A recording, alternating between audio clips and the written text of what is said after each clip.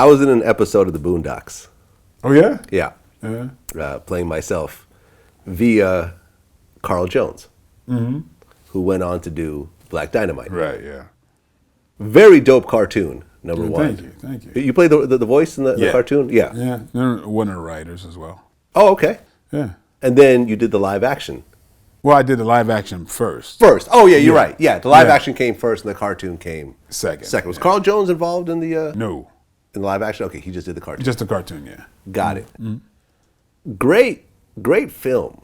Thank you. A great film. And, it kind of borrows from the Blaxploitation films of like Superfly and Dolomite and everything else like that. Oh, absolutely.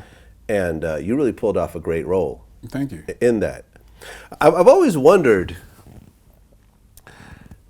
because I heard you talk about it a little bit on Hollywood Unlocked, the term Blaxploitation. I guess it's meant as, to encompass all the films that Hollywood tried to take advantage of doing all these black films after the initial success of some of the early ones. Yeah. But when you talk about Superfly, you still refer to it as a Blaxploitation film.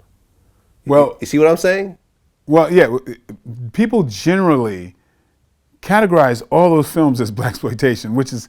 You see what I'm saying? Yeah, which is... Weird. Yeah, which is sad to some degree. Yeah. Because a lot of these movies predated the term Blaxploitation. Yeah. The term Blaxploitation came along later when they exploited... I mean, the true Blaxploitation movies were movies like there could be an Asian movie and they would stick a scene with a black person, a current black actor, or making it seem like there were black people in this movie to get people into the theaters, because all of the black movies were being seen. You had the inner city, which was filled with black people due to white flight, and so like Shaft. No way could that be a Blaxploitation movie. It was written as a white guy in the lead. That was one of the movies that proved that this was a viable business.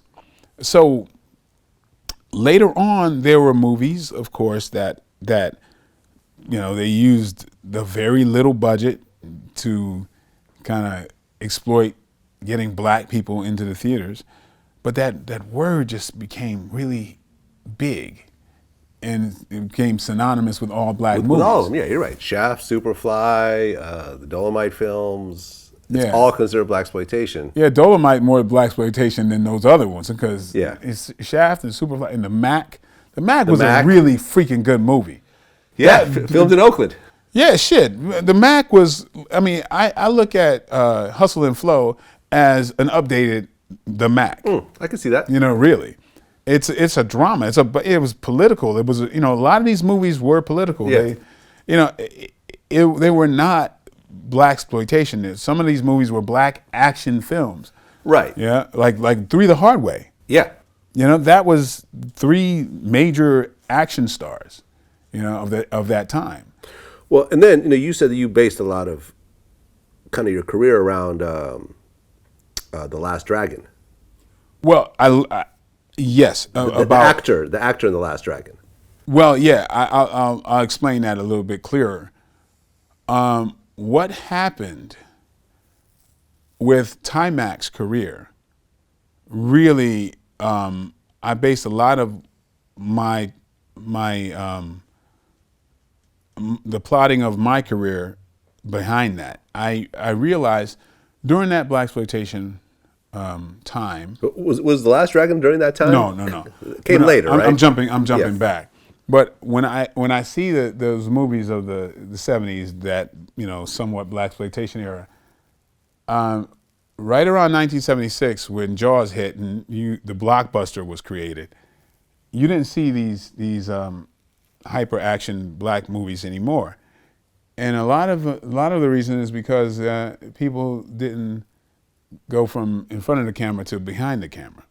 Those people who were directing and writing, they continued to work, but people like Jim Brown and all these powerful alpha males, they didn't have any work anymore because they didn't need them. Hollywood didn't need them anymore. So, and when a fluke happens like The Last Dragon, where you have Timac, this great looking guy, at the height of these martial arts action movies, the height of Shapiro Glickenhaus and Cannon Films and all this type of stuff. You have this tremendously successful movie with a black character who can kick ass, good looking, and is a household name, and they never offer him another movie. Yeah, he was never in anything else after that. I took that to heart and I said, they are not checking on you.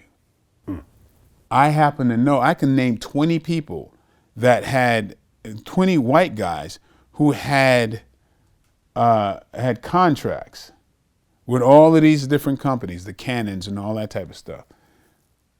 And all they had to do was be able to somewhat kick. And they were given contracts, major contracts, and not one to Timac. And I'm like, oh my God, this is crazy. If I had the money, I would bank on him, but they were not.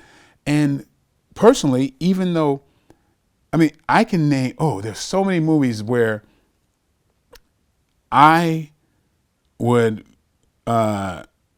audition as the best friend to the white guy, and it's an action movie, right? And there'd be times where, I can't tell you how many times where someone would say, we need a white you. Somebody who can act and do martial arts. Do you know anybody?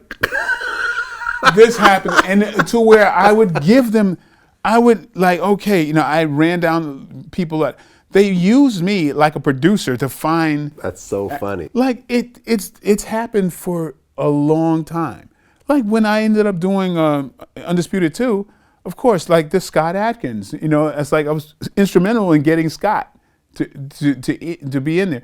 There was so much of a mandate of, let's find a white guy, not you as a lead. We need, when I would suggest, well, what about me being the lead? I can act and can play this leading character as a cop or whatever. They're like, no, can you find me a white guy? And I'm like, oh shit, this is really how they think, right?